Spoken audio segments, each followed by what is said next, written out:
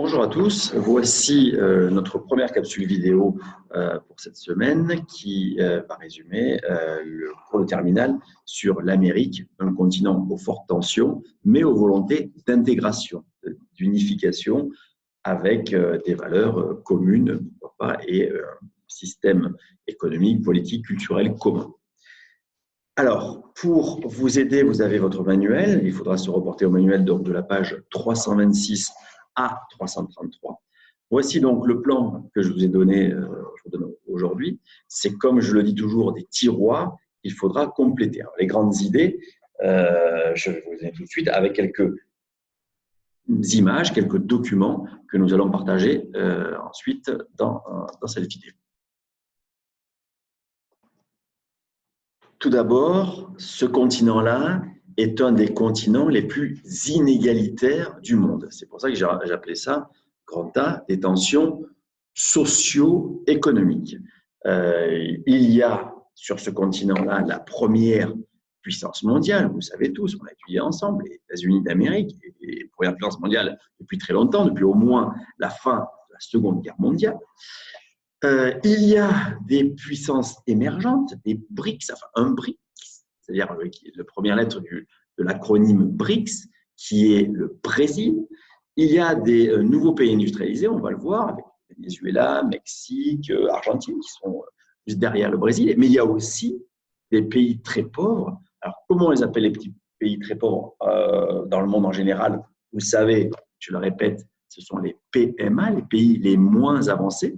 Il y en a sur le continent asiatique, sur le continent africain, mais il y en a aussi sur le continent américain. Il y en a un seul, c'est Haïti.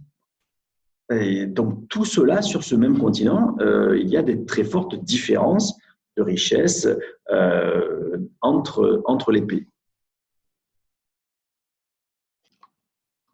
On peut le voir sur cette carte simplifiée, que je vous donnerai évidemment dans fichier Word, sur Pronote.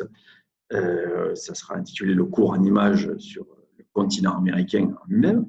Alors, on voit évidemment les pays très développés, Canada, États-Unis, l'Amérique du Nord, des pays, disons, développés comme le Chili, l'Argentine et l'Uruguay depuis assez longtemps, mais qui sont en crise. Alors, vous avez vu les émeutes au Chili depuis décembre 2019 pour l'augmentation du ticket de métro, mais qui se sont ou une augmentation du ticket de bus, mais qui se sont développés en une crise économique importante qui a arrêté pendant quelques semaines l'économie chilienne. Et puis en Argentine, il y a eu un changement de régime politique avec un nouveau président et des menaces bancaires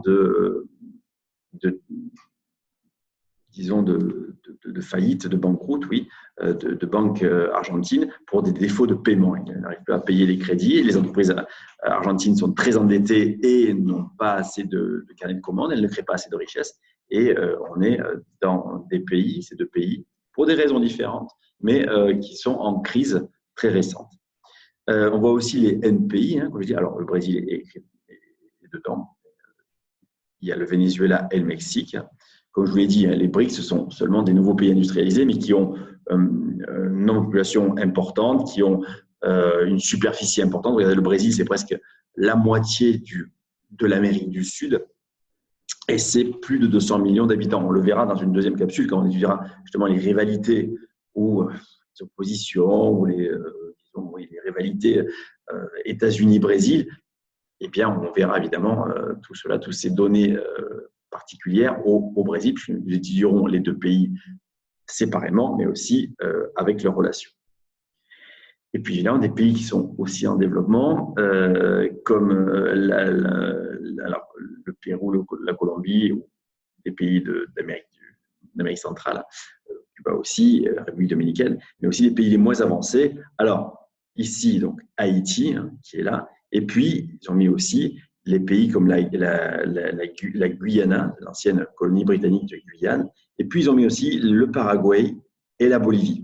C'est plus contestable pour ces deux pays, mais ils sont tous les deux dans des situations politiques et économiques qui, malgré une hausse de leur PIB très importante ces 10 dernières années, due à l'augmentation justement du pétrole, du prix du pétrole et du gaz naturel dans le monde, et la Bolivie et le Paraguay sont des gros producteurs, surtout de gaz naturel, mais aussi de pétrole. Ces deux pays avaient connu un boom économique très important qui, depuis, s'est ralenti depuis quand même déjà l'année dernière, puisque le pétrole avait beaucoup baissé. Et puis, aujourd'hui, nous sommes tous témoins que le prix du pétrole n'a jamais été aussi bas depuis plus de 15 ans. Donc, c'est très, très mauvais pour ces pays producteurs de pétrole, puisqu'ils le vendent très peu cher et ils gagnent très peu d'argent sur cette matière première qui est la base de leur économie et de leur commerce international.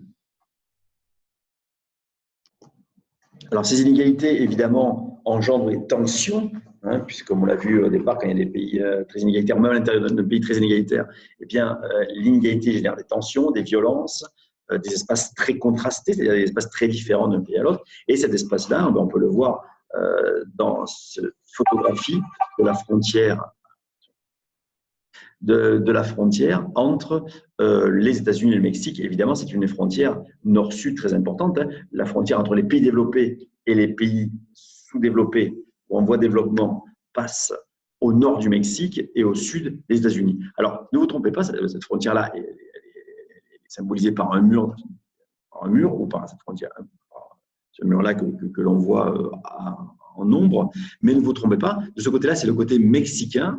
Et de l'autre côté, c'est côté états-unien. Alors, vous allez dire, ça m'a l'air plus développé côté mexicain que côté états-unien. Oui, parce que les villes collées à la frontière des États-Unis profitent un peu de la richesse des États-Unis via leur délocalisation. Ils ont délocalisé, les États-Unis ont délocalisé des usines de jeans, d'automobiles, tout au nord du Mexique. Donc, ces villes-là collées sont beaucoup plus développées que la frontière états-unienne, où les grandes villes états-uniennes sont loin de la frontière, puisqu'elles n'ont aucun intérêt à être proches de la frontière.